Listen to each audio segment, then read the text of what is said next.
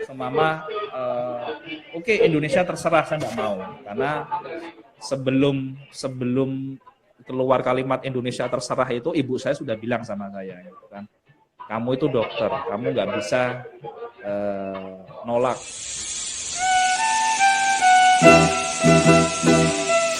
Halo, jumpa kembali di channel Pilot. Salam sehat dan bahagia selalu. Nah, kembali Bang. Dok, aduh, apa kabar? Ini Halo. kok gambarnya kebalik-balik ya? Saya yang kebalik apa dokter tadi kebalik nih gambarnya? Sebentar. Oh, gini kali ya. Nah. Siap. Wah, Ini ini di mana, yang Dok? cuma kita, Di office apa di? berdua ini. Iya. Saya masih di kantor. Oke, sama-sama dok. Oh, ini berarti belum pulang ya? Belum. Nanti pulang biasanya ya kalau jam kantor sih jam 4 sore. Sudah selesai lah. Jadi makanya saya berani live di 4:30. Mantap. Baru 2 orang nih. Yang ikut baru 2 orang. Ini ada yang join ini. Siapa nih Pak Doni? Pak. Gimana Bang, kesibukan hari-hari Bang? Sehari-hari biasa, jadi mulai kita dapat warning ya mengenai COVID-19 ini. Jadi kalau kami di tim sales, terutama kerjaan kami di bidang salah satunya bidang layanan publik juga ya, untuk insurance juga kan. Jadi kami tetap melakukan work from office, tapi prosedur social distancing ya kan, dan prosedur kesehatan yang sudah ditetapkan pemerintah juga, kantor juga kan ada BCP-nya juga, continuity plan ya tetap dijalankan harus. Kalau nanti kita kena sanksi. Oh iya, berapa persen proporsinya? WFO-nya, WFH-nya berapa persen pembagiannya? Kalau saya pribadi sih 100% ya. 100% belum pernah WFH sama sekali. Cuman jadi kami itu menerapkan tim kami itu untuk WFH itu mereka yang hamil, sedang dalam kondisi hamil dan menyusui. WFH. Memang ada beberapa proporsi yang WFH-nya diatur ya, jadi nggak bisa semuanya. Betul. Kalau di Telkom Group sendiri itu proporsi WFO dan WFH bisa 50-60%. Jadi WFH itu memang ada beberapa perusahaan dia bisa 100% WFH atau hampir 100% WFH. Cuman karena di Telkom Group sendiri kan banyak yang pelayanannya ya, unit usahanya hampir mirip-mirip tempatnya Bang Hasfi ini. Jadi kalau untuk 100% tuh susah sih, saya kira. Nggak bisa ya, betul. Untuk ceritain untuk ini kan, saya baca profilnya juga dokter itu sebagai Satgas COVID-19 dari Telkom Group. Ya. Oke, jadi Kementerian BUMN itu sejak mau persiapan facing the normal ya, atau kita nyebutnya apa? Tatanan hidup baru, tatanan new normal lah ya.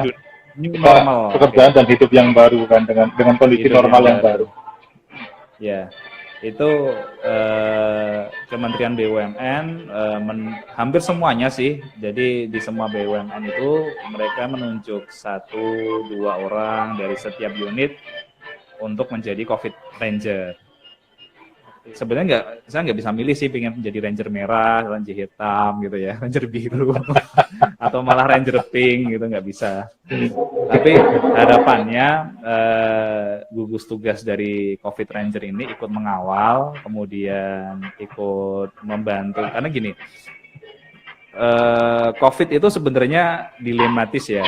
Di saat kita sudah melewati sekian bulan PSBB, taruhlah ya kalau yang di Jakarta, dan beberapa pengetatan kegiatan itu, musuh kita sebenarnya bukan hanya COVID aja. Ternyata musuh kita ada namanya stigma namanya ketidakdisiplinan dalam menjalankan protokol kesehatan. Nah, diharapkan dengan adanya COVID Ranger itu, dia bisa membantu untuk menjawab sebagian stigma yang beredar secara masif di masyarakat. Itu satu. Yang kedua, turut serta dalam mengawal kedisiplinan masyarakat. Khususnya sih nggak harus langsung seluruh masyarakat sih, setidaknya namanya role model kan, apalagi di Telkom Group sendiri ditunjuk sebagai percontohan ya untuk kantor yang lain untuk persiapan new normal. Jadi COVID Ranger ini diharapkan jadi bahasanya apa ya? Kalau kita bilang polisi terlalu kita bilang penjaga keamanan lah ya. Gimana caranya biar disiplin itu tetap berjalan, protokol kesehatan tetap berjalan sesuai dengan yang diamanatkan oleh pemerintah, khususnya dari Kementerian Kesehatan. Ya, endingnya ya itu tadi, mencegah penyebaran dari COVID-19 itu sendiri. Seperti itu sih. Paling tidak secara implisit kali ya. Jadi seperti social guard gitu ya, Dok ya. Betul, model-model seperti itu. Ya, secara tidak sengaja akan menjadi social guard. Jadi kalau seumpama di tempat kerja ada yang lupa pakai masker nih ya, kita bagian yang teriak-teriak, ayo pakai masker. Ada yang lupa cuci tangan. Bawa masker, Dok. Oh iya, mantap, saya juga punya nih. Saya kebetulan warnanya biru. Oh, saya Ranger merah dong ya, Dok ya. Maskernya merah. Saya Ranger biru. Jadi protokol kesehatan kan banyak ya, tidak hanya cuci tangan, tapi makin gila ya, physical distancing di pasar aja nggak berjalan ya. Jadi saya kalau ngelihat di tempat-tempat publik gitu kan, apalagi masalah olahraga nih, kan kita temanya sore ini kan olahraga ya. Ya, betul. Jadi physical distancing bagaimanapun tetap menjadi sebuah prioritas walaupun itu di tempat olahraga, karena olahraga itu sendiri juga penting, tidak bisa kita tinggalkan. Seperti itu sih. Ya. Jadi memang kan nanti yang tema yang akan kita bahas kan memang mengenai perubahan gaya hidup sehat yang akhir-akhir ini masyarakat Indonesia mulai meningkat di animonya kan. Ya, betul. Dari saya yang baca itu, ini memang nanti kan yang kita kupas adalah karena kita ngundangnya kan komunitas sepeda nih yang kita mention yang berbeda. Nah, yes. Yang lagi booming ya, kan, lagi booming. Betul Dok.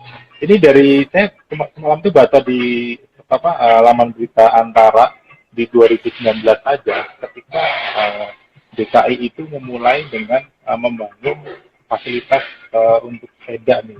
Contoh seperti jalan khusus untuk sepeda itu aja, animo masyarakat sambutannya cukup bagus. Jadi pengguna sepeda di Jakarta sendiri itu ada sekitar 5 kali lipat, Dok. 5 kali lipat kenaikannya, ya kan? Okay. Apalagi dengan kondisi yang sekarang ini, ya kan? Ini jumlahnya juga tambah banyak lagi nih, ya kan? Karena memang kalau dilihat itu sepeda juga kalau dihitung sih sarana transportasi dan olahraga yang cukup murah. Betul Dok ya. Nah ini selamat datang buat Mas Hanung. Mas Hanung ini perwakilan dari Easy Bike Semarang. Tadinya mau join, Dok. Mantap. Bisa jadi 3 orang gitu. Harusnya bisa kali ya. Enggak ya? Bisa harusnya kan. Bisa rame nih kalau 3 orang gitu kan. Iya. Ini ada pertanyaan langsung nih. Yang tanya dari Tanmes. Ini ada pertanyaan face shield. Masker face shield saja atau masker saja cukup, Dok? Atau ininya pakai face shield saja atau masker saja atau harus dua-duanya, Dok? Ini ya bisa sekalian dijawab. Langsung dijawab berarti. Iya, nggak apa-apa. Ini mumpung kita belum masuk ke tema yang olahraga menggunakan masker itu kan, Dok. Nah, ini kita kaitannya dengan obrolan pembuka tadi kan berkaitan dengan pencegahan terhadap COVID dulu nih, Dok. Iya. Jadi sebenarnya sebulan yang lalu itu saya sempat dikirimi sama dari tim Litbang yang ada di pusat ya. Jadi di Jepang itu sempat diteliti bagaimana proses penyebaran droplet, karena kita tuh berhadapan sama virus yang hubungannya sama penyebarannya melalui droplet. Droplet itu muncul dari, kalau di medis itu dari proses bersin kan. Bersin, batuk, banyak sekali tuh. Kalau seumpama yang paling gampang tuh kalau di klinik ya, dia ngerasanya kalau di klinik itu tempat paling steril di dunia. Jadi kalau batuk aja asal diumbar kan. Batuk aja di mana-mana gitu kan. Padahal sebenarnya ada etika batuk yang benar. Kita bisa menggunakan siku, menggunakan sapu tangan seperti itu. Nah, seringnya masyarakat itu kadang lupa, mungkin dia sedang berusaha ngobrol dengan rekannya, dengan temannya, dan batuk asal batuk aja. Nah, droplet itu bisa muncul di mana-mana sih, tapi memang paling banyak di bersin dan di batuk. Nah, ternyata dari penelitian di Jepang itu, bicara dengan keras itu juga bisa menimbulkan droplet seperti itu. Jadi dia melakukan penelitiannya itu di sebuah ruangan yang didesain khusus, bisa dilihat secara mikrobakterial juga. Jadi dengan pada spektrum warna tertentu bisa terlihat dropletnya ini larinya kemana. Nah, itu setelah dites ternyata baik berteriak, bicara keras, batuk, bersin, itu semuanya bisa memunculkan droplet walaupun tidak sebanyak waktu batuk ataupun bersin. Kenapa ada face shield? Karena sebenarnya masker sudah cukup sih sebenarnya. Face shield sebenarnya akan memaksimalkan. Bukan berarti kita jalan-jalan pakai face shield sih. Biasanya untuk kondisi tertentu di mana kita menggunakan face shield. Seumpama taruhlah kita harus berhadapan di ruang publik seperti di bank. Di bank itu protokol kesehatannya kan ketat ya. Saking ketatnya aja mungkin kalau Bang Asfi pernah ke bank itu, kita mau ketemu bagian customer service kan udah ditutup pakai plastik. Ya, betul, ada mikanya, ya. Betul. Ya, nggak usah ke bank deh, yang paling gampang deh, ke minimarket terdekat rumah deh. Itu betul, kan udah ada plastik segede gaban udah plastik, betul ya. Nah, itu sebenarnya untuk meminimalkan droplet. Karena saya bicara seperti ini aja, kemungkinan besar droplet juga keluar. Nah, kebayang nggak kalau terjadinya di pasar, yang jelas terjadi proses tawar-menawar. Atau terjadinya pada waktu antrian seumpama. Kita kan sering tuh kalau seumpama ke apotek atau ke tempat yang ya minimarket lah ya. Tempat itu kan terjadi proses pembicaraan kan. Nah, proses pembicaraan itu setelah diteliti ternyata memunculkan droplet. Ya, face shield itu tujuannya karena si virus ini bisa lebih cepat menempel apabila kontak dengan mukosa. Mukosa itu seperti bibir, rongga hidung, mata. Jadi banyak kasus di mana si COVID ini ditemukan di selaput mata. Bahkan bisa nempel di kulit. Makanya salah satu teknik di saat kita mau masuk ke rumah, apabila kita sudah berada di ruang publik yang terlalu lama, diharapkan langsung mandi. Jadi terkena sabun. Diharapkan dengan adanya sabun atau barang yang memang bisa melunturkan lemak tadi itu, si COVID ini bisa luntur bersama dengan air. Jadi face shield itu mandi kalau ditanya juga nggak sih dok? Gimana? Harus pakai keramas juga nggak dok? Apa cukup mandi? Ya lebih baik. Ya, cuman kan kalau dia sehari keluar 3 kali keramas kan rasanya lepek ya rambutnya ya. Betul ada ya. Melebihi junub ya dok. Wah, kalau itu no comment. Ya, kalau saya ditanya, dok, kalau disuruh milih antara masker sama face shield, milih gimana? Ya kalau saya bisa pakai semuanya, saya pakai semuanya. Karena apalagi kalau dokter pasti ketemu dengan pasien, mau nggak mau kalau kita cuma pakai masker aja, sungguh terlalu berani lah kalau kita bilang. Jadi face shield itu penting. Cuman bukan berarti kita mau ketemu tetangga pakai face shield, tetangganya dikasih face shield. Ya tetap kita berinteraksi. Yang penting physical distancing tadi. Angka yang sudah ditentukan oleh Kementerian Kesehatan antara 1,5 meter dan 2 meter itu sudah sangat bagus. Karena di penelitian yang di Jepang itu jarak 1,5 meter itu droplet udah turun lumayan sampai ke sekitar lutut lah. Jadi untuk paparan ke mukosa di sekitar muka itu sudah dianggap aman seperti itu. Kecuali kita diludahin ya. Kalau diludahin kan pasti kena gitu ya. Langsung itu. Iya. Tapi kalau Oke, kita thank you, bicara Dok. gini itu jarak 1,5 meter saya kira sudah cukup bagus. Makanya kalau di klinik-klinik sekarang pasien itu benar-benar diberi jarak antara dokter dan pasiennya seperti itu. Biasa. Itu sih tadi Menjawab siapa ya, yang tanya siapa tadi? Jadi Mbak apa Tan Mbak Ines. Oh iya, iya. Mbak Ines. Jadi kalau disuruh milih, Selamat datang. iya saya kalau bisa pakai semuanya di kondisi pandemi kayak gini, saya pakai semuanya. Tapi kalau sekiranya tidak ada, ya masker kain. Kalau saya biasanya masker kain saya masih kasih tisu di dalam. Oh. Kalau Memangnya benar-benar sudah ada harus, tempat tisunya Dok ya? iya, jadi ya dilipat-lipat aja lah, ditutup untuk menambah filternya. Atau karena kalau kita mau pakai N95 terlalu egois ya. Kan banyak ya orang jalan-jalan pakai N95. Saya bilang terlalu egois ya, karena N95 dibutuhkan untuk tenaga medis yang ada di rumah sakit sih. Jadi kita juga harus menghormati mereka bagaimanapun. Seperti itu. Oke, thank you Dok. Pertanyaan dari Mbak Ines cukup terjawab ya. Nah Dok, sekarang kita masuk ke inti dari tema yang akan kita obrolin di sore hari ini. Thank you buat teman-teman yang sudah join. Nah, nanti mudah-mudahan akan ini percakapan kita ini obrolan ringan aja sampai di sore hari ya Dok ya. Ini semoga bisa menambah sampai jam 7 ya nih. Pengetahuan. Oh, gitu ya Dok, boleh. Aduh, ntar nggak selamat hari dong Dok. Iya.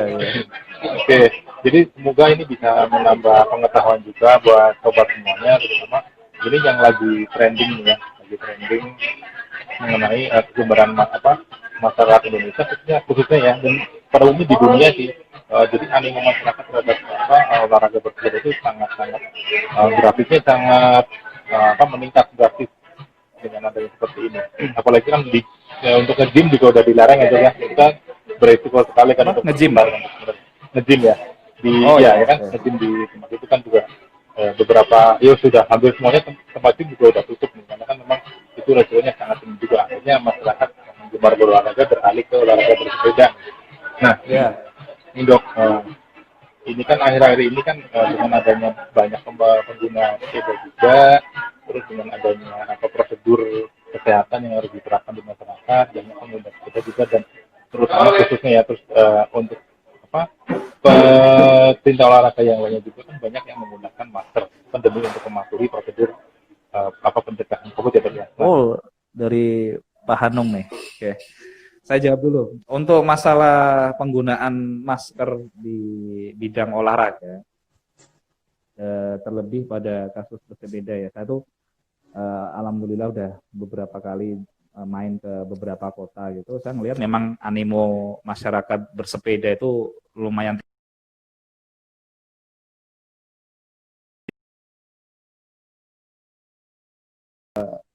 main sepeda semua, dari yang sepeda lipat, sepeda, bahkan ada yang komunitas sepeda ontel juga kan, di Semarang itu lumayan banyak yang ikut komunitas seperti itu.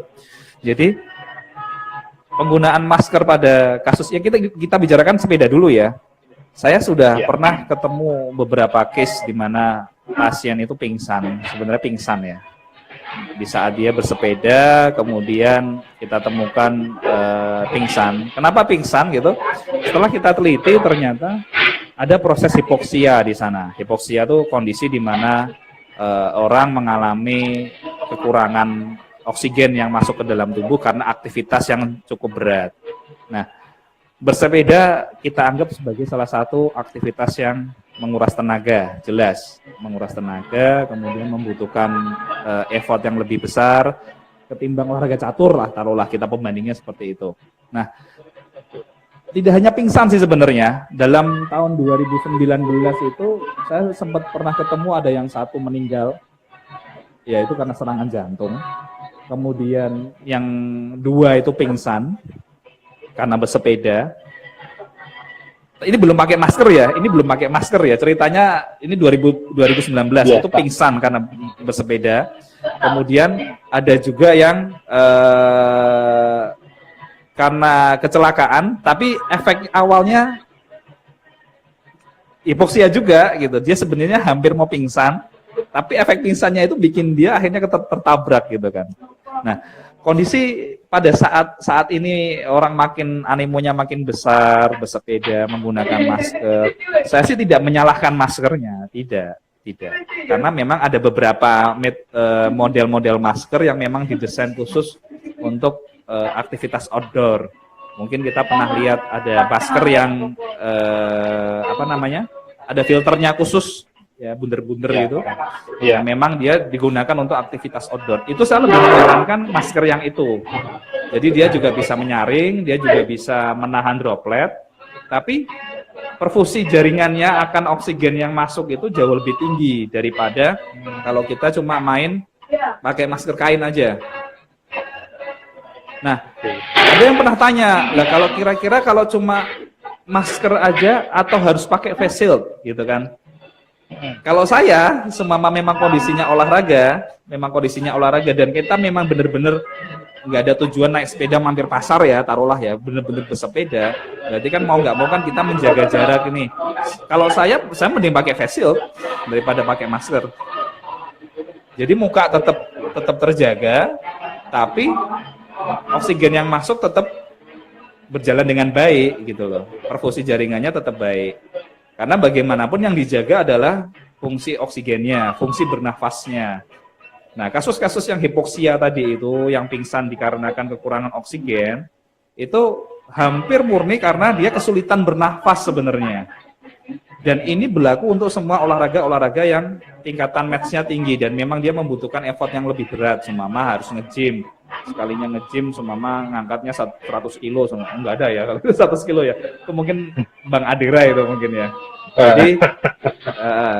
Jadi yang memang naik gunung semama. Kan kita tahu naik gunung itu makin tinggi, makin tipis oksigen yang kita dapatkan. Kebayang nggak kalau dia pakai masker? Jadi malah sebenarnya menyiksa dirinya sendiri. Saya tidak menyalahkan maskernya. Tapi ada peruntukannya, di mana kita bisa memilih untuk menggunakan masker yang outdoor, yang didesain untuk yang outdoor. Atau kalau memang nggak ada, ya sudah, pakai kain yang tipis cukup, tapi ditutup dengan face shield. Kemarin itu saya sempat main ke daerah Solo, itu ada beberapa komunitas, dia hebat. Kenapa saya bilang hebat? Karena mereka itu satu kumpulan, mereka bersepeda dengan face shield. Iya dok. Itu mungkin, ya ada. Dia pakai face shield yang ini, yang dia bikin sendiri, yang pakai mika, terus dikasih busa itu ya. Oh iya. Karet untuk kepalanya. Dia cuma pakai itu aja. Yang penting pada waktu proses bersepeda itu mereka tetap jaga jarak. Nah, satu hal lagi yang pasti pada kota-kota yang memang tidak ada jalur sepedanya, seringnya itu mereka tuh lebih seneng kalau beriringan berdua gitu kan, ya beriringan gitu. Ini bahaya kan sebenarnya. Permasalahannya olahraga benar, tapi kalau mengancam jiwa dengan tingkah yang kurang pas, saya kira juga nggak bagus. Apalagi kalau harus menghabiskan jalan raya, seumpama. Jadi pilihan olahraga itu tetap harus difikirkan. Alat-alat pelindung diri yang kita pakai, karena mungkin animo masyarakat besar, tapi dia lupa dengan alat pelindung dirinya. Saya sering ketemu orang bersepeda cuma pakai topi, kemudian kaosan, celana pendek, sandal jepit. Saya bingung, ini mau sepedaan atau mau belanja gitu kan. Karena bersepeda yang benar kan dia harus pakai pelindung lutut, helm. Jadi tidak sebatas punya sepeda asal genjot, nggak bisa. Karena kita nggak tahu aspal mana yang empuk dan aspal mana yang keras. Bahasanya kan seperti itu. Jadi alat pelindung diri itu tetap harus dipikirkan. Kemudian penggunaan sarung tangan yang memang khusus bersepeda. Jadi kalau orang berpikir naik sepeda itu yang penting punya sepeda, benar sih. Punya sepeda kan nggak mungkin pakai helm, pakai sarung tangan, nggak punya sepeda asal jalan-jalan kan nggak mungkin. Tapi di balik sepeda itu kan ada alat pelindung diri yang harus dilengkapi. Nah, maskernya ya paling baik masker yang memang didesain untuk kondisi-kondisi outdoor. Dilengkapi dengan face shield jauh lebih baik, seperti itu. Ya nanti kalau dibilangin, loh kan aneh pakai kayak gitu dok. Iya, tapi kan ini pandemi. Ya, kita sempat kepikiran gitu dok. Iya, kan aneh dong, nih pakai face shield naik sepeda. Iya bener, memang aneh. Nggak ada ceritanya orang main mountain bike gitu pakai face shield. Nggak, tapi kan kondisinya pandemi. Kita diminta untuk berdamai, tapi bukan berarti kita nggak concern terhadap penyakit itu. Bagaimanapun penyakit ini nyata, tidak terlihat. Siapa yang bisa menjamin? Saya pun nggak bisa menjamin. Kalau saya bilang, udahlah nggak pakai masker, ntar kalau ada yang sakit kena COVID, saya juga yang salah. Jadi nggak bisa. Setidaknya pelindung diri, kalau memang maskernya terlampau tebal, ganti yang tipis, tapi tutup dengan face shield. Itu saya jadi jauh lebih respect di saat dia mau berolahraga. Terus hindari berkerumun. Karena seringnya kalau olahraga seperti bersepeda itu identiknya kan dengan berkerumun ya. Iya, kita ngumpul dulu nih, nanti Ngumpul dulu. arah mana? Foto pakai sepedanya gitu kan ya. Ada yang diangkat pakai tangan. Ini berarti bahannya karbon gitu. Gitu. Betul ya. Betul. Jadi ya memang banyak kali akhir-akhir ini kan memang penggemar sepeda banyak tuh kayaknya juga dengan dengan sedikit alat. Kita mau memasuki new normal nih, kan itu normal. Jadi masyarakat sudah mulai lagi melakukan aktivitas di luar rumah ya tadi ya. Nah, memang kenyataannya seperti itu sih. Kemarin juga saya baca berita juga seperti di Semarang, Jogja dan kota-kota lainnya juga udah mulai banyak banget nih pesepeda di jalanan. Kan bahkan ratusan ini minta dari dia ya itu mungkin ada saran juga dok mungkin yang dimana sih kita tetap sih pengen bersepeda kan juga ketemu sama teman-teman ya dok ya sama orang nih. Betul. Kan, itu gimana dok? Mungkin ada ini. Yang jelas begini Mas Asri, kalau di saat kita ingin olahraga apapun ya saya kira ya, tidak hanya bersepeda ya. Kalau saya tuh dari dulu dengan orang tua saya tuh selalu diajak tenis seperti itu kan, itu juga olahraga yang cukup berat kan ya, karena harus ngejar bola gitu kan, terlebih bersepeda gitu kan. Jadi prinsip dari olahraga itu pertama kali kita harus tahu itu kondisi diri kita sebelum berolahraga. Intinya itu dulu. Itu hampir sama kayak pertanyaannya seperti ini, dok, infus water bagus nggak? Pasti akan semua orang mengatakan bagus. Literatur mengatakan, ada mineral, ada ini, bagus, betul. Tapi sekali lagi, tidak disarankan untuk pada pasien yang memiliki gangguan pada lambung, pada pencernaan, di mana di saat dia minum, belum makan. Itu malah menimbulkan masalah yang lain.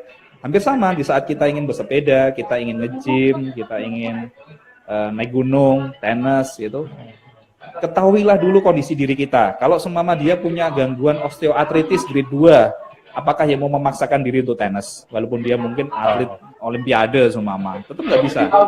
Atau dia sebelumnya punya gangguan jantung yang mungkin ringan, tapi seringan-ringannya gangguan jantung, dia bisa menyebabkan efek yang jadi jauh lebih berat. Jadi sebelum berolahraga, ketahuilah dulu kondisi diri kita. Check up dulu, nggak masalah. Semua atlet saya rasa kalau memang ada dokter yang dia berperan di kesehatan olahraga, semua atletnya itu dicek. Nggak mungkin nggak. Dia dicek kondisi tubuhnya, dia dicek tensinya, dia dicek kolesterolnya taruhlah. Nah, ini Bang Hasri mungkin punya kolesterol atau enggak, kita nggak tahu nih. Ya, benar. Nah, ketahui dulu kondisi badannya seperti apa, sefit apa. Dan yang jelas jangan pernah diforsir. Olahraga bagus dengan catatan tidak diforsir. Banyak kasus di saat kita ketemu nge-gym ruptur ototnya. Karena dia merasa, oke, 20 kilo masih kuat, tambah 10, tambah. Padahal proses tambah beban itu ada mekanismenya, nggak bisa langsung, tahu-tahu kuat langsung angkat 100 kilo, nggak bisa. Saya yakin sekelas Adere pun dia mau ngangkat 100 kilo, dia bertahap dulu mungkin. Mungkin naik 5 kilo, naik 10 kilo dulu, nggak bisa langsung main 100. Pecah pasti. Ada juga yang video di mana kita ditunjukkan seorang atlet, dia berusaha latihan ngangkat beban yang cukup berat, mungkin yang biasanya dia ngangkat berapa ratus, dia tambahin lagi patah tulang punggungnya. Ada yang patah tangannya. Jadi sebenarnya ketahui dulu batasnya di mana. Jangan dipaksakan. Sama kayak bersepeda. Tadi ada pertanyaan juga, kalau seumpama pakai masker tuh ada yang meninggal. Oke, kita cari dulu kasus meninggalnya. Mungkin dia punya serangan jantung. Ya, kalau sudah punya kasus-kasus di jantung, berarti kan kadar oksigen yang masuk harus maksimal.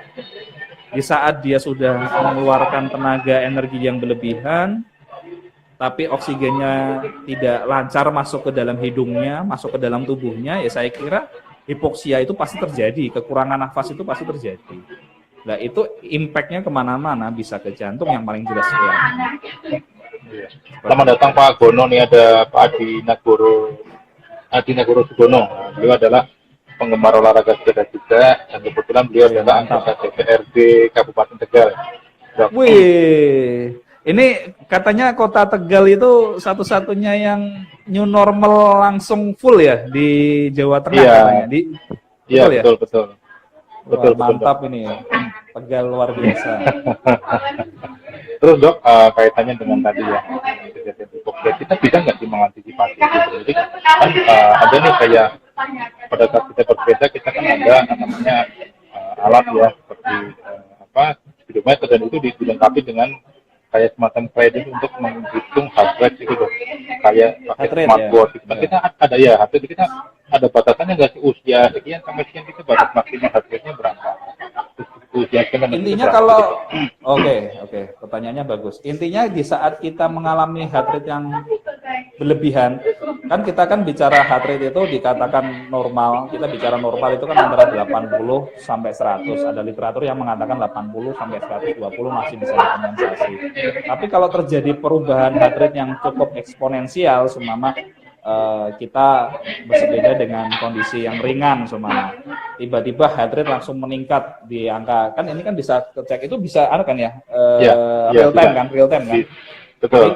Di saat terjadi tiba-tiba 160 atau 180 padahal dia kondisi ringan, itu harus waspada, ada apa gitu kan. Atau setidaknya minimal ditensi dulu lah. Karena saya melihat kan memang kalau di komunitas sepeda kan banyak yang usianya di atas 30 ya, usia produktif lah ya, di mana mungkin secara finansial bisa beli sepeda yang cukup bagus, terus akhirnya ikut animo seperti itu. Saya kira tensi lah yang paling minimal bisa dilihat setidaknya.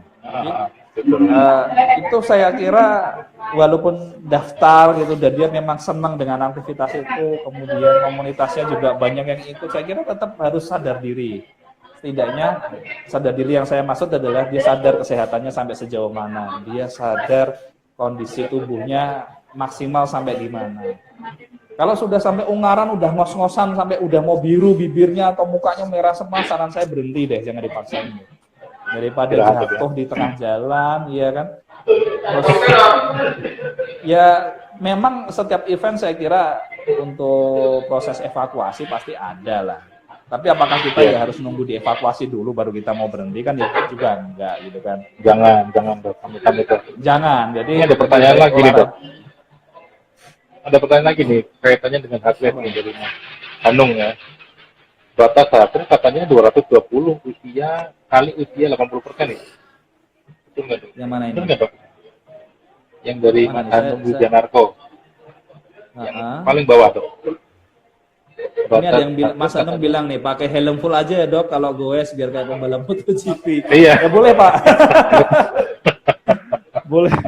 boleh pak, nggak apa-apa. Terus yang komen yang paling akhir dok, di terakhir itu. Oh ini ya, batas HR katanya 220 kurangi usia, ya itu benar. Makanya tadi saya bilang kalau terjadi proses peningkatan HR yang terlalu eksponensial, yang naiknya langsung drastis, padahal tingkatan level kita bersepeda masih ringan, saran saya berhenti. Jangan berusaha untuk dipaksakan, karena repot nantinya.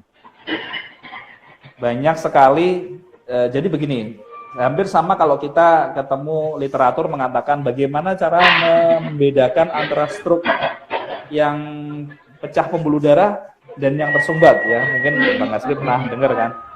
Gampang sih sebenarnya membedakannya.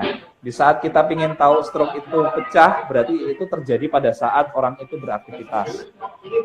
Tapi kalau di saat kita ketemu pasien yang stroke, bangun tidur tiba-tiba menceng gitu kan, susah berbicara, susah menggerakkan badan, itu hampir sebagian besar pasti tersumbat. Ya sama, di saat kita heart rate-nya meningkat terlalu tinggi, kemudian jantung debarannya terlalu kuat tadi ya heart rate-nya ya, itu bisa menyebabkan banyak faktor, bisa menyebabkan stroke, bisa menyebabkan serangan jantung mendadak, banyak sih. Jadi kalau pada kasus Dok ada yang bersepeda meninggal. Nggak usah bersepeda deh. Haji Masaid itu meninggal pada saat apa? Futsal ya dok? Iya, itu Futsal dia. karena itu kan. Iya, itu saya bilang sama teman saya yang futsal tuh kan, berarti sebenarnya futsal itu bikin orang mati. Itu mereka teriak semua nggak bisa gitu, nggak bisa gitu. Iya. Jadi sebenarnya olahraga apapun beresiko. ya betul, olahraga apapun. Setuju. Olahraga apapun, setidaknya kita harus mengetahui batas diri kita sampai sejauh mana, kita tahu riwayat kesehatan kita sampai sejauh mana. Makanya kan rahasia medis seseorang itu kan menjadi rahasia dirinya sendiri. Jadi dia harusnya mengelola itu. Bukan berarti dia datang ke dokter, dia diperiksa, terus dia terima-terima aja, tuh dia pulang, jangan. Setidaknya di saat dia berobat, dia tahu, dok tensi saya berapa, dok heart rate saya berapa, kondisi saya kalau mau touring sepeda boleh nggak? Ini kejadian nih, saya bulan lalu, saya punya pasien itu, dia nggak suka sepeda sih sebenarnya, dia anak Harley Davidson, bukan anak-anak, dia udah bapak-bapak sih sebenarnya. Itu dia bilang nih, dok saya besok mau touring nih dok.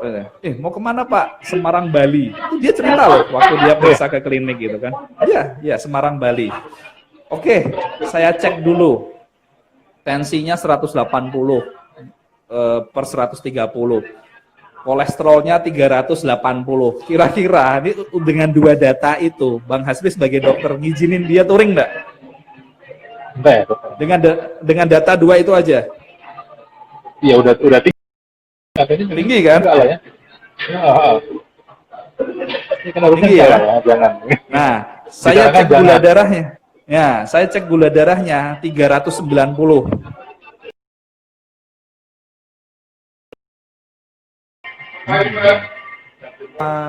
Saya sampai ngizinin. Itu saya dolim tuh sama tuh orang tuh kalau ada apa-apa di jalan. Saya benar-benar bilang, nggak boleh pak, nggak boleh. Saya bilang nggak boleh. Dok tapi ini cuma touring duduk, tahu saya nggak boleh, saya bilang gitu. Sofan Sopian cuma duduk aja meninggal kok pak, walaupun kena lubang sih sebenarnya. Iya kan?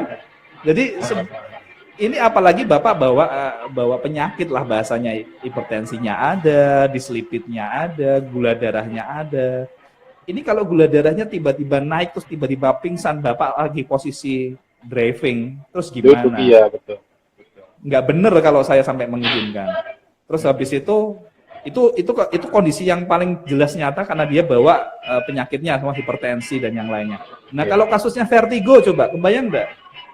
Oh iya itu bisa lagi naik sepeda. Jalan itu bisa berputar-putar kan? Nah iya.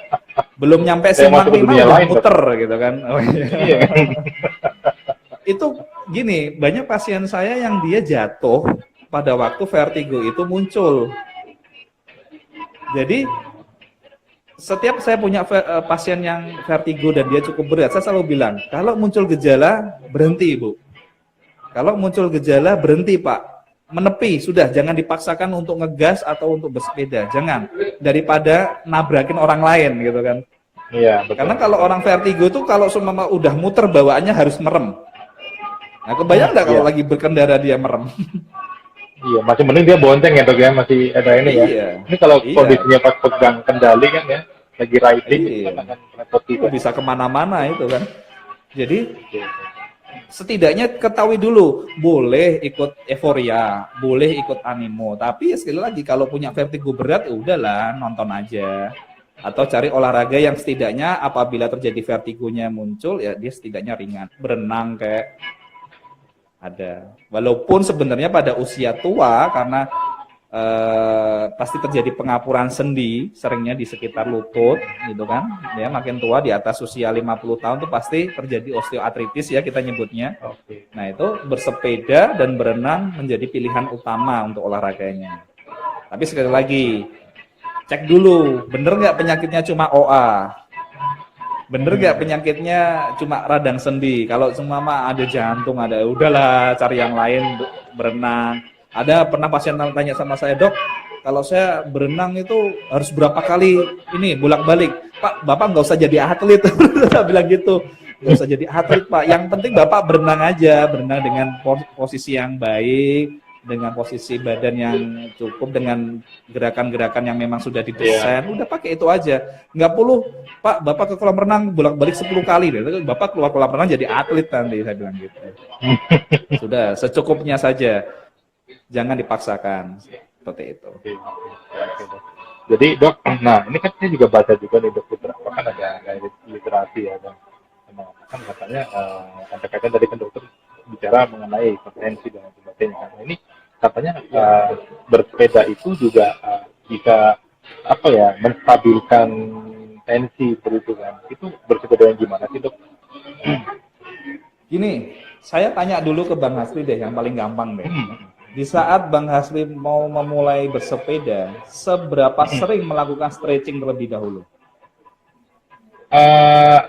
Sering sih, jadi ketika saya mau bersepeda, saya stretching dulu nih, minimal nih kaki kayak lempeng-lempengin dulu, lalu tuh semuanya kan tangan, punggung, terus sedikit apa ya, jogging lah sedikit kan, bolak-balik mungkin 2 kali dengan jarak 50 meter gitu. Jadi untuk ini ya, apa, pemanasan napas juga kan, dan gitu sih. Betul. Saya waktu bulan November yang lalu, saya tanya ke tim SPV ke atas dari Bank Mandiri Regional Jawa Tengah, saya tanya, seberapa sering di sini yang ikut hadir seminar ini yang sebelum olahraga stretching dulu, tuh yang angkat tangan cuma 10 orang loh. Iya, jadi kebanyakan langsung ya gitu ya? Langsung gejot. Jadi sebenarnya baik pemanasan ataupun pendinginan, dia mengambil peran yang cukup penting dalam proses olahraga. Itu yang kita sering lupa. Nah, di saat kita stretching itu secara tidak sengaja kita membantu melenturkan banyak hal, tidak hanya pembuluh darah, tapi ada juga otot di sana, tapi juga ada bantalan sendi di sana. Jadi stretching dan pendinginan menjadi faktor yang penting. Tapi sekali lagi, Dok, kalau semama bersepeda untuk mengatasi hipertensi, iya betul. Tensi yang kayak gimana dulu? Kalau tensinya 200 mau paksain sepeda ya masalah namanya. Iya. Nah, jadi benar. perbaikin dulu tensinya gitu loh. Jangan dipaksain bersepeda dulu, kan ada faktor yang lain yang bisa untuk membantu mengurangi. Kurangi makan yang bergaram dulu. Ya, tinggi garam itu mulai dikurangi. Sekarang kalau semua fokusnya sama sepeda, oke, semua pasien hipertensi saya suruh sepedaan aja semua tiap hari gitu kan. Tapi kan itu nggak menyelesaikan masalah. Lah kalau yang tensinya tidak terkontrol, kita ketemunya pasien hipertensi tidak terkontrol, dengan obat aja dia naik, turun sebentar, naik lagi. Kita paksain bersepeda, wah ya hancur di jalan lah badannya. Jadi kita perbaiki dengan cara yang lain. Tapi kalau semama dikatakan untuk orang yang memang lagi fase awal pre-hypertension untuk bersepeda dia bisa turun, bisa. Namanya olahraga itu bisa, tapi tidak diforsir sekali lagi. Banyak yang diforsir, atau kadang gini, ada yang komunitas di Semarang itu kalau sepedaan malam-malam kalau nggak salah itu ada. Oh ya. Ya, saya juga bingung loh ngapain pulang jam. Kalau memang malam itu udahlah jam 9 pulang, ngapain sampai jam 1 malam gitu. Pikir-pikir. Oh iya dok. Ada. Endingnya nongkrong kan? Endingnya nongkrong. Iya. Jadi sepeda dari jam 6, mungkin habis maghrib ada pulang kantor kan. Bersepedaan sampai jam 7, nanti jam 7:30 sampai jam 1 malam paling nongkrong karaokean dulu kali dok ya. Iya, itu yang nggak sehat kan. Itu menumpuk masalah di sesuatu yang ingin diselesaikan, ya nggak bisa. Kita pinginnya hipertensinya turun, olahraganya sudah benar, tapi habis itu begadang sampai malam, ya sama aja. Sama aja dok. Ini nih kata Mas Danung komentar lagi nih, bersepeda itu bikin tensi naik katanya, betul nggak tuh? Tensi naik karena istri tahu harga sepedanya mahal. Iya, yang hipertensi bukan Mas Hanungnya, istrinya kan ya. Iya, saya tuh punya sepeda. Saya punya sepeda. Di saat saya pegang-pegang sepeda gitu, yang tensi ya pasangan saya sama. Yang tensi. Apalagi udah ngeliat tangnya, cranksetnya, groupsetnya ada gak? Perlu apa lagi yang di-upgrade gitu kan? Iya. Itu belum helm, belum sarung tangan, belum sepatu bersepeda, pelindung kaki. Aduh, udah deh.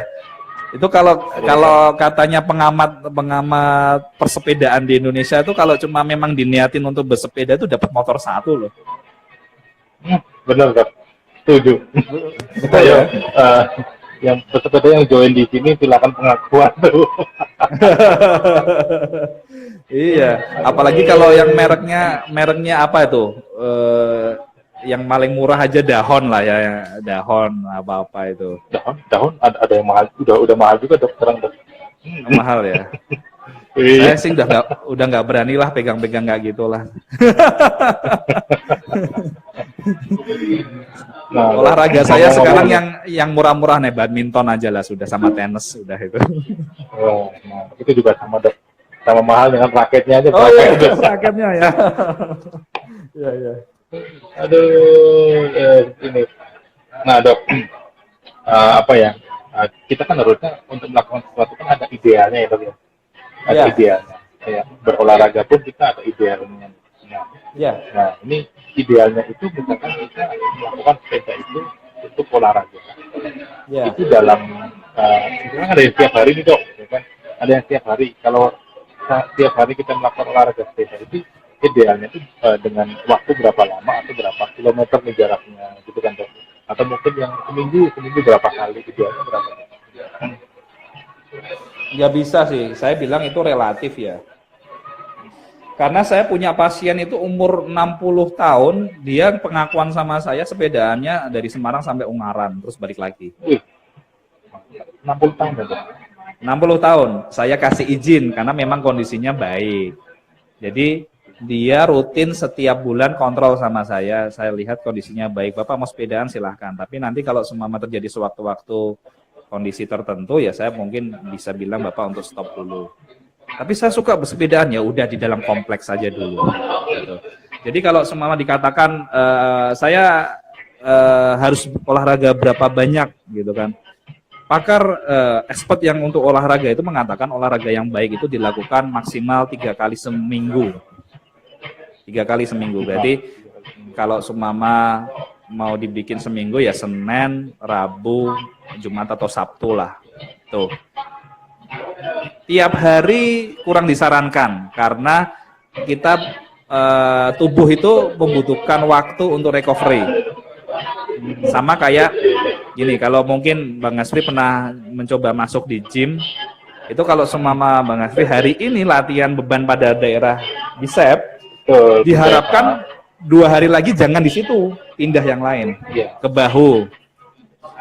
Kasih waktu tubuh untuk recovery. Nah, proses recovery itu membutuhkan waktu, nggak bisa kita main sekarang nanti malam selesai, enggak.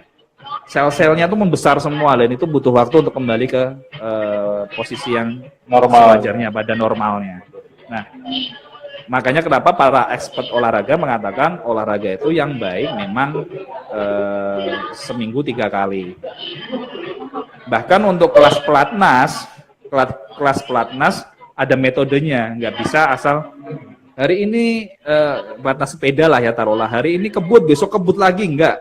Pasti di switch, di selang-seling.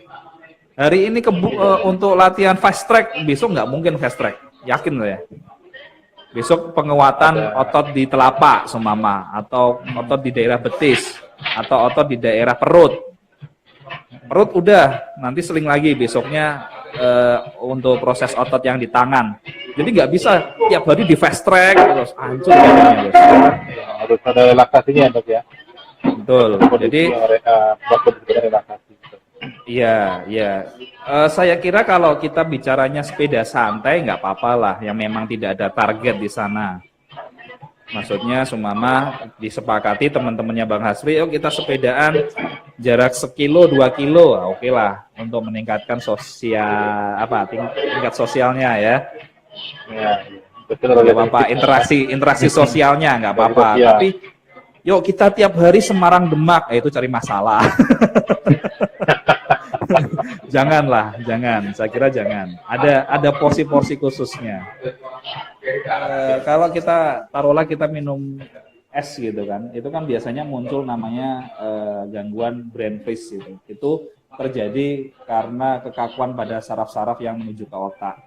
Nah, brain freeze itu sebenarnya bisa terjadi di multi organ, salah satunya di perut. Makanya kenapa banyak sekali orang-orang yang memang dia concern di olahraga, dia senang olahraga, tapi tiba-tiba terjadi kram, entah itu di perut, entah itu di sekitar, ya kalau orang Jawa bilangnya agak suduken ya mungkin.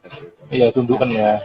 Nah, jadi kalau seumpama, dan itu saya sudah pernah tanyakan ke salah satu pakar olahraga waktu itu, Mas Denny Santoso, kalau di Twitter dulu yang sempat viral ya, saya tanya penggunaan air es itu tidak disarankan pada orang yang aktif secara pribadi melakukan olahraga karena bisa menyebabkan failure di beberapa organ, bukan yang parah ya, tapi seketika kan tiba-tiba kram perut, tiba-tiba brain freeze, ini enggak bagus gitu. Bahkan saya pernah dikasih tahu kalau olahraga itu bawa resep ini aja, itu yang ngajarin yang tadi saya cerita yang binaragawan yang badannya gede tadi. Resepnya itu pisang 2, kemudian alpukat 1 utuh, telur bebek. Saya masih ingat kok, sama apa tadi, pisang, yogurt, sama yogurt. Oh iya. Itu di blend, kemudian taruh di kayak di shakernya gitu. Nah, itu untuk olahraga bagus. Jadi dan itu setelah saya masuk ke kedokteran saya baru tahu kalau ternyata lemak nabati itu apabila kita kita konsumsi untuk aktivitas, untuk olahraga, untuk kondisi yang memang kita menggunakan effort badan yang berlebih, itu dia bisa jadi otot, dia bisa jadi massa otot. Dibandingkan kalau kita habis olahraga, kumpul-kumpul, mampir ke warung soto, warung sate, warung gulai. Apalagi makan habis itu makan bebek goreng ya Dok ya, tuh. Bebek goreng, mendoan, apa ya? Ya kalau di Semarang itu kalau udah sampai Simpang 5 tuh apa aja dibeli kan? Iya Bu, ada bubur ayam, soto ya Dok ya. Bahkan ya nggak bener itu. Aku juga sering ya. Ketika kami berolahraga terutama sepeda nih ya, nanti tujuannya foto pak ini. Wah, itu berarti langsung jadi jadi spot yang dituju ya. Iya betul. Untuk di spotnya di situ, habis makan foto ini langsung keliling lagi, nanti mampir lagi ke situ ya. Memang ya tujuannya memang beda-beda. Ada yang tujuan rekreasi juga, sambil bersepeda. Ada yang memang murni tujuan berolahraga. Tapi ya balik lagi ke masing-masing individu pelakunya ya, gitu. Betul. Saya mengutip quote dari salah satu guru besar saya. Setidaknya sekarang masyarakat dipaksa untuk menjalani hidup lebih sehat daripada sebelum-sebelumnya. Mau cuci tangan, mau jaga jarak, gitu kan. Kalau lebih rajin mandi ya Dok ya. Iya, lebih rajin mandi. Biasanya kan gitu kan. Ini kelakuan ini kan, habis pulang kantor, habis itu langsung tidur aja kan, capek udah akhirnya nggak mandi kan, gitu kan. Kalau saya nggak bisa. Biasanya nggak rajin gitu. Saya nggak bisa sih. Kalau masih lengket-lengket gitu saya nggak bisa. Nggak enak gitu badannya kan. Ada juga orang yang seperti itu kan. Tapi begini loh, nggak disarankan juga habis olahraga pulang langsung mandi nggak? Saya nggak sarankan loh. Dalam kondisi berkeringat gitu saya nggak sarankan. Jadi tetap keep safe, apalagi di ruang publik yang pasti kita akses tempat belanja itu gila-gilaan itu. Saya lebih pakai bawa alkohol, saya semprotin semua segerobak-gerobaknya tuh, trolinya itu saya semprotin. Karena kan kita nggak tahu itu bekasnya siapa. Kemudian ya gimana ya? Saya sih sebisa mungkin untuk tetap tidak panik, tapi sebisa mungkin tetap waspada. Saya lebih memilih jadi orang waspada daripada menjadi orang panik. Karena bagaimanapun waspada itu bisa menimbulkan awareness yang lebih besar daripada yang tidak berusaha untuk waspada. Kan banyak nih kelompok yang dimana dia bilang ini konspirasi apa itu acuh tak acuh ya. Ya prinsipnya silakan acuh tapi jangan mengorbankan orang lain.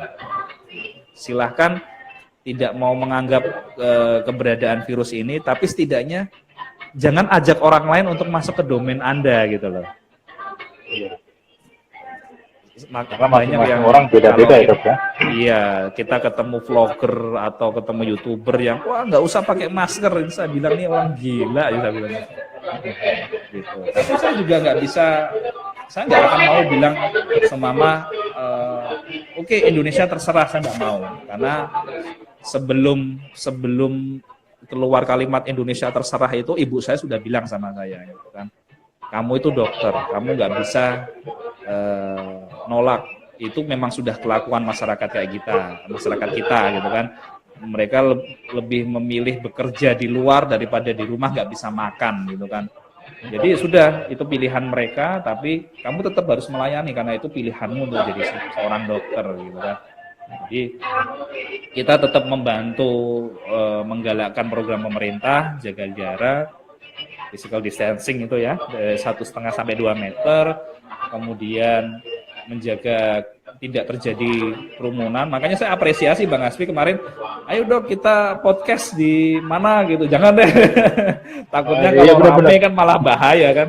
Jadi sementara mungkin ini dulu, nanti kalau ke depan kita live dulu ya dok ya. Ya, kalau memang sudah mereda, saya oke lah mau podcast di atas gedung bertingkat ya oke lah, silahkan gitu. Iya, oke. Karena kita juga harus menghormati program pemerintah, kita juga harus dukung. Ya. Yuk, mari kita sama-sama. Jadi sebenarnya musuh kita bukan cuma hanya virus, musuh kita itu ya ada stigma, bahkan ada ketidakpatuhan, ketidakdisiplinan, itu musuh kita bersama. Gimana mungkin saya, Bang Asfi, melalui komunitas sepedanya, melalui rekan-rekan kerja yang ada di sekeliling Bang Asfi, yuk kita sama-sama ikut mencegah penyebaran dari COVID-19. Suka tidak suka, barangnya ada. Senang tidak senang, korbannya banyak. Jadi kita support program pemerintah, kita support upaya pemerintah, dan ada beberapa kota aja udah habis-habisan dana anggarannya untuk mengatasi COVID ini. Nggak 1-2 kota. Nggak bayar listrik gitu ya, katanya dok. Yes, habis-habisan. Jadi kalau ini tidak dilakukan bersama, bener deh, hancur kita semua. Jadi saya sebagai tenaga medis, saya menghormati orang-orang atau komunitas yang sudah melakukan usaha yang luar biasa terhadap pandemi ini, untuk mengatasi pandemi ini. Tapi yuk kita masih punya tugas yang berat, gimana caranya untuk merubah mindset masyarakat agar bisa lebih hidup sehat, agar lebih bisa menjalankan protokol kesehatan yang memang sudah ditentukan oleh pemerintah. Saya nggak mau ikut-ikutan kayak di grup sebelah ya, bahas ini konspirasi atau enggak lah. Oh, iya. Terlalu jauh sudah. Yang penting kita tetap stay healthy, tetap stay safe. Yang penting olahraga tetap jalan, tapi menggunakan protokol kesehatan yang tepat dan benar. Seperti itu Bang Asfi. Kesempatan yang baik buat kita semua, jadi buat teman-teman yang menyaksikan live IG ini, semoga bisa mengambil sisi dan nilai positifnya.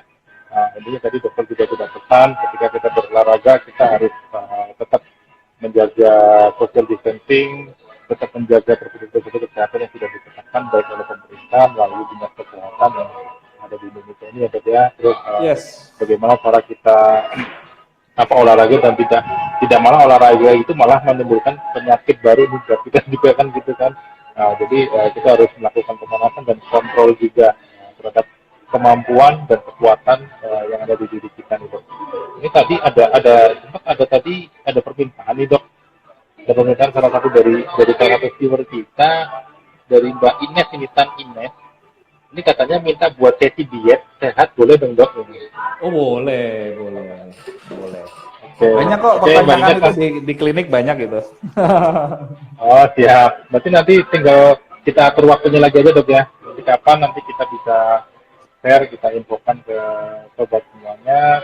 Thank you dokter atas waktunya, terima kasih, selamat beristirahat, selamat berkumpul bersama keluarga, buat teman-teman viewer semuanya, terima kasih semuanya, sehat terus. Oke, thank you, bye semuanya, thank you dokter.